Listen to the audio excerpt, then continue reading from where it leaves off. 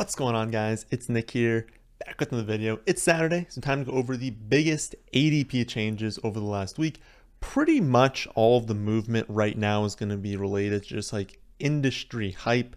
We're going to see, I guess, how the Baker Mayfield trade is going to impact things, but camps aren't set to open until at the earliest next Monday, I believe, for like a few teams' rookies, but for the vast majority of players and for all like non-rookies, July 26th. So we're still, 10 days away when you guys are watching this from camps actually opening. And that's just like the first day of camp. So we're, a good week and a half, 2 weeks away from like real news being released. And so anything you see right now is going to be because the footballers or ETR or someone like that put something out and it's kind of hyping a player. It's much more unlikely that it's like really solid news changing things. But we're going to go over everything that has changed because players are still moving. Whenever articles get released, videos get posted, players' ADPs change. And so we need to stay on top of all of that information. Remember that my rankings, projections, they are going to fade the hype. And so,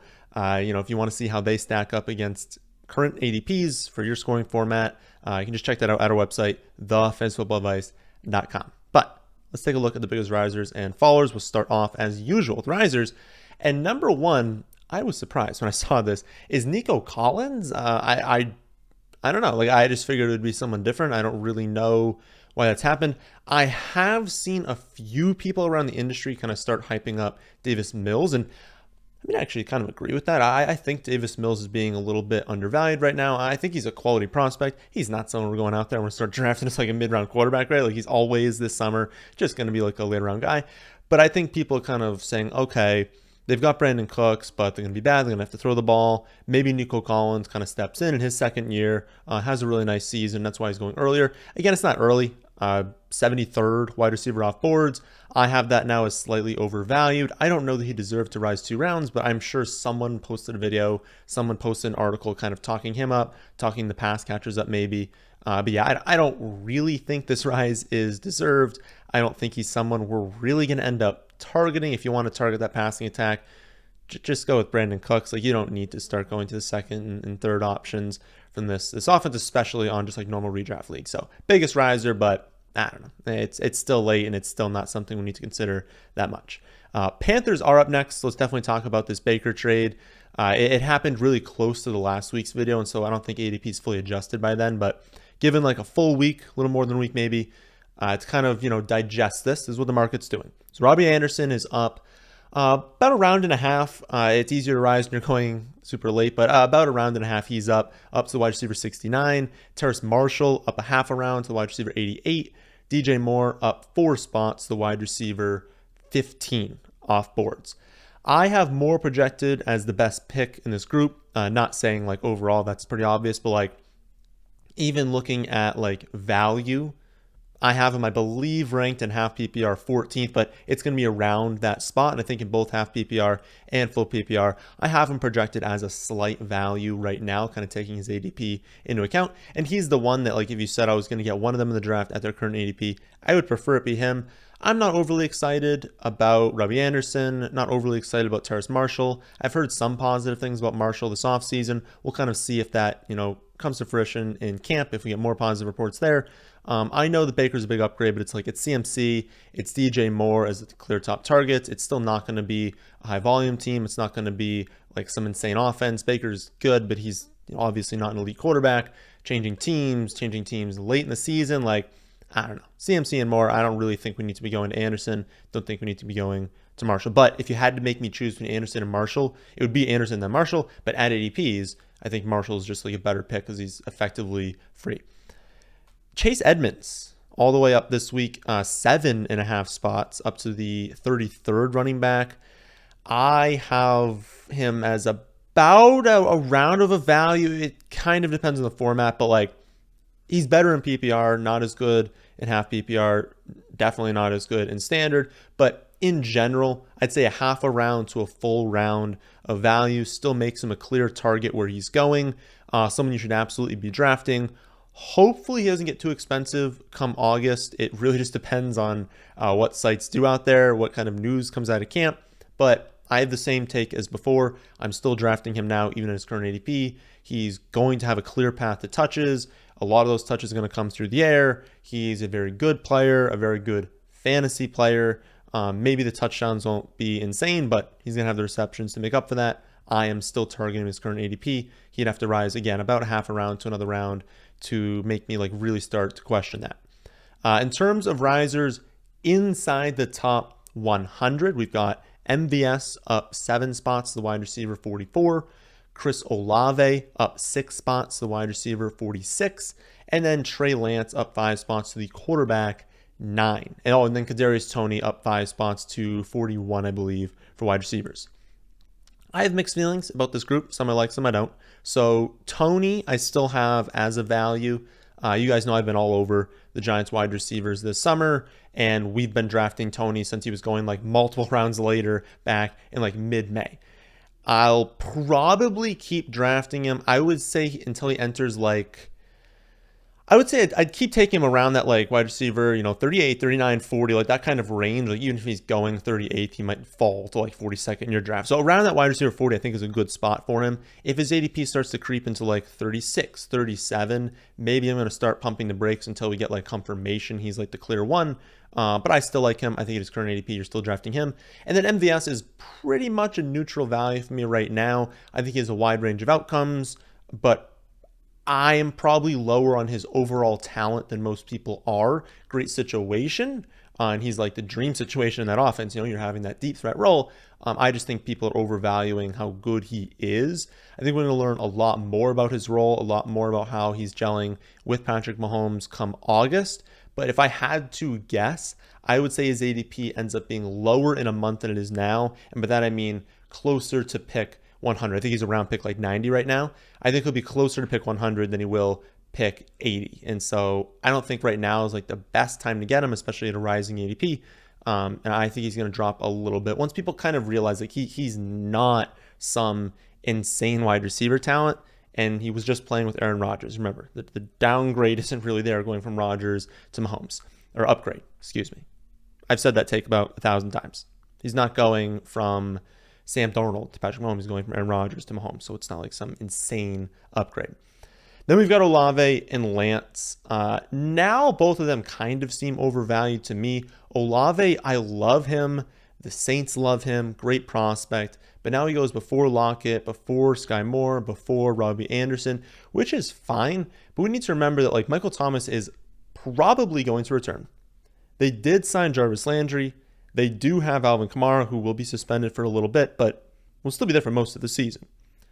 That's a lot of players surrounded by Winston, and on an offense that's going to be good, but isn't going to be like Kansas City, right? They're not going to be some insane offense. And again, he's a great prospect. He's a great player, but expecting him to break out in his rookie season playing with all of those guys is asking a lot. So I get the appeal. I like him in Dynasty. I like him long-term. I think at a rising ADP right now, I'm probably not going to be taking him.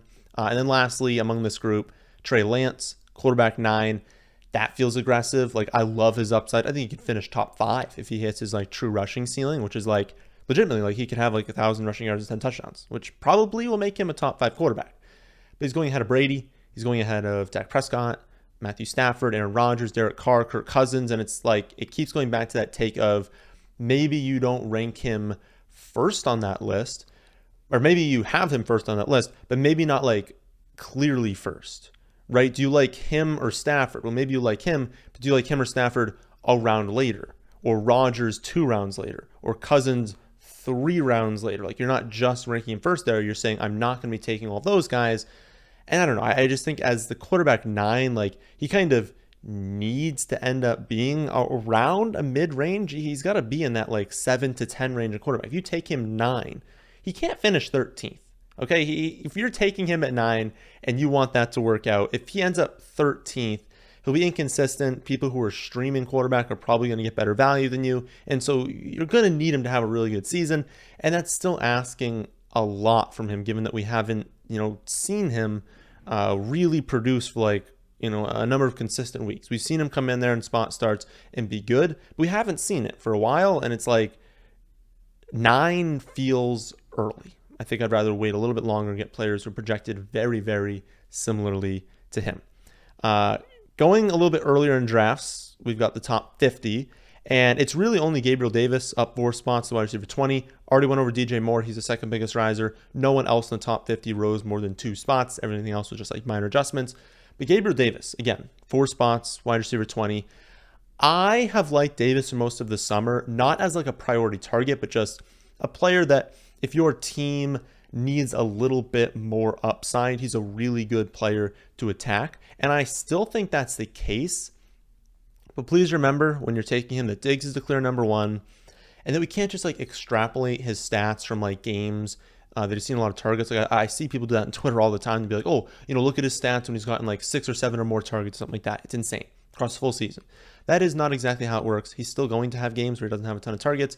And while his upside is crazy high, and he'll be a really good best ball pick, but like he now goes ahead of Deontay Johnson, Jerry Jeudy, Allen Robinson, DK Metcalf, Brandon Cooks. And it's like, I have Deontay, Jeudy, and Robinson pretty clearly ahead of him. I have Metcalf and Brandon Cooks as like equal values. And if he's going earlier than them, it's tough. And it's similar to like my Trey Lance take. Maybe he's going to be insane. Maybe he ends up as a top 15 wide receiver. But as we start taking him earlier and earlier, you lose a lot of that value. And now he has to win the number 2 spot in the offense. He has to maintain a large red zone share. He has to be a consistent target each week. And while I think those things are going to happen, I know that they're not a lock to happen. And I would just rather pass on him at 20. Like if he's going to end up falling to, 25, 27, 29 for wide receivers, certainly. At 20, I think it's a tough sell. And if his ADP is 20, it means some people are taking him at like, 17 or 18 because he's also going to fall in some drafts. And that just feels very, very aggressive. It doesn't leave a lot of room for growth. And so I'd probably pass at this ADP. That's it for risers. Go on to some fallers now, and we'll start off with Kenneth Walker, biggest faller of any player this week, down 9 spots, now going as running back 34, which is exactly where I have him ranked. So I think he's a perfectly good pick. I am perfectly fine with this fall, and I might actually start getting him in some leagues now where I wasn't really getting him much before. I never had him as a bad pick. He was a really good upside pick, but I've been projecting Drew Lock and Geno Smith to split the quarterback snaps. And I think a lot of people were projecting the chance for Baker to go there, the chance for Garoppolo to go there, which could still happen. But right now, it still kind of seems like they're tanking. They want Lock and they want Geno to be the quarterback so that next season they have a really high pick. They can get who they think will be their quarterback long term. And if they don't view Jimmy Garoppolo as their option long term, why would they play him and get a worse pick in the first round? That wouldn't make a lot of sense. And so I think people were kind of projecting those possibilities to happen, whereas I was not. And that's why ADP is going to kind of more resemble what I have. Though having said that, I still think I get a ton of Tyler Lockett in drafts. I don't get as much DK Metcalf, but there's at least opportunities for that to happen. But I think for the running backs, really, that's what people were kind of overvaluing. And so we're seeing that dip for Kenneth Walker. But it could also just be Kenneth Walker's a rookie. Kenneth Walker had, I believe it was the hamstring injury early in camp. I think that he's a really good candidate to then skyrocket. Like, what if Penny pulls his hamstring? What if, camp's open and they're like, wow, Kenneth Walker, who was the best, pure running prospect in this draft class. Oh, wow, he's doing great. I think he has a lot of potential rise in his ADP. And so, I wouldn't be shocked if that kind of happens. But yeah, I agree with the fall. 34, great spot to take him now. Great upside play. I think it's absolutely fine to do that. He can drop a few more spots, but I don't think he's going to create, right? If he drops that much more, he's going to be going among backups, and he should probably be the top backup being taken. Second biggest faller is Cordarrelle Patterson. You guys know my thoughts there. I would not be drafting him this season. I don't think he needs to drop a lot more for me to be drafting him. Clyde is also way down. He's dropped around 8 spots to now the running back 28 off boards. I've been fairly neutral on him in recent weeks. I think I get him in some drafts, but pretty much just by random chance kind of getting him when he's a really, really good value. Now this makes him a slight value for me, slightly more likely that I am going to get him. I imagine that people are being scared off after there's reports pretty positively about Ronald Jones, combined with knowing that McKinnon is there. I just want to remind everyone that McKinnon's 30. He's got like a $1.2 million contract. They signed Ronald Jones for 1 year, $1.5 million. So it's not to say those guys won't have roles, because they will. Just to say that, Kansas City didn't invest heavily in either one of them.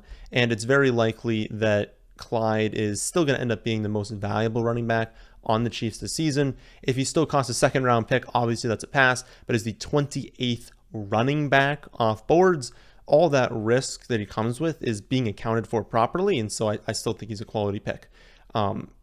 I did a good enough job bullying people last week and saying that it was ridiculous that Mark Ingram was the biggest riser. And so now he's the 4th biggest faller. So yay me. Nothing really to go over with this one. Just that it makes sense. He didn't deserve to be going as early as he was. The fall makes sense. Brate, same exact thing. Surprise, surprise. The Bucs are out there looking for a tight end.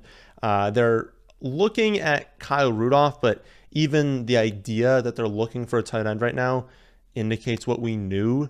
Brate is not Gronk, even if Gronk doesn't return, which he's now said he's not going to return, but he still could, let's be honest. But he said he's not going to. Brate is not Gronk. Brate does not step into that role. Brate is Brate. He's like a fine player who's going to sometimes score points, not someone you target late. And we see Brate going down now that they're looking in the market, even though we knew that was always going to happen. The only other fallers that really matter are David Bell is down 5 spots to the wide receiver 86. Melvin Gordon down 5 spots to the running back 36. And then Antonio Gibson down 4.5 spots to the running back 25. David Bell, I still do not understand. He's been dropping every week, but they love him as a prospect. He had a fantastic summer, and I have to imagine that ADP is going to skyrocket once training camp opens, but I thought that was going to happen before. I thought when he was going, 15 spots earlier, he was a value, so it just keeps dropping.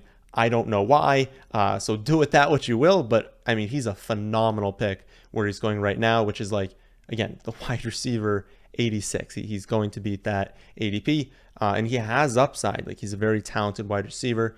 Melvin Gordon, the drop, I think, is a mistake. The opportunity is going to be there. The offense is going to be high volume, high scoring, highly efficient. Like, it's a really, really good offense. I went over him yesterday for you guys in the league-winning running backs video, and I stand by everything that I said. He should not be falling right now. He's a really good pick. And then lastly, Antonio Gibson. I haven't said much about him this summer. I've been fairly neutral on him, though that's not like the range I want to draft a running back in. So it's like, it's less me not liking Gibson and more me not liking taking a running back where Gibson kind of goes. I've done maybe like 30 drafts so far. I'm not sure I've taken him. If I have, it's been in like 1, maybe 2.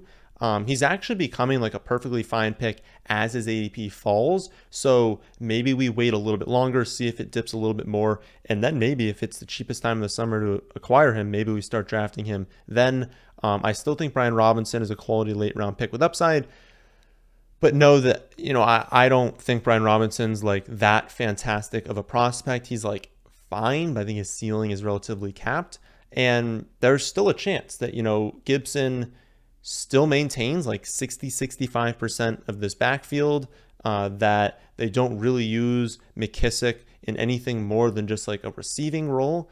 And if Gibson can still get around 3-4 targets each week, can still have the lead on the ground, can still be used at times at the goal line, he's going to shatter his ADP. But with that being said, you guys know the points that I've raised about Gibson in the past. McKissick is there going to steal targets. They might use Brian Robinson as the goal line back. And if Gibson's only going to get 1 to 2 targets and like 13 to 15 carries and limited goal line work, now it does make sense where he's going and draft. So it really just depends how you're viewing this offense. Do you think they're going to be good? Do you think they're going to use Brian Robinson? Do you think they're going to use McKissick? Your answers to that's going to really tell you how you view Gibson. Again, I think he's fine, but it's not just a player that I really want. I want wide receivers in that range instead. So those are the biggest risers and fallers in ADP this last week. The 3 wide receiver rankings are live on the site. The team grade tool has been updated to account for that and updated for a few other bugs. Defense rankings are up. Kicker rankings are up, but please don't look at them. And then Superflex draft strategy article will be up soon. That's next on the list for me to work on. I don't know when. It might be sometime next week. It might be a little later than that, but that will be going up soon. So make sure you check all that out at my website, thefantasyfootballadvice.com. I'll be back Monday with another episode of Mock Draft Monday. Tuesday night, 8 p.m. Eastern for a live stream going back to the underdog picks there. And then Wednesday to go over draft strategy from a middle first round pick. That, my friends, is the end of this one. Hope you all did enjoy. If you did, how about hitting that like button and how about subscribing to the channel if you're new here?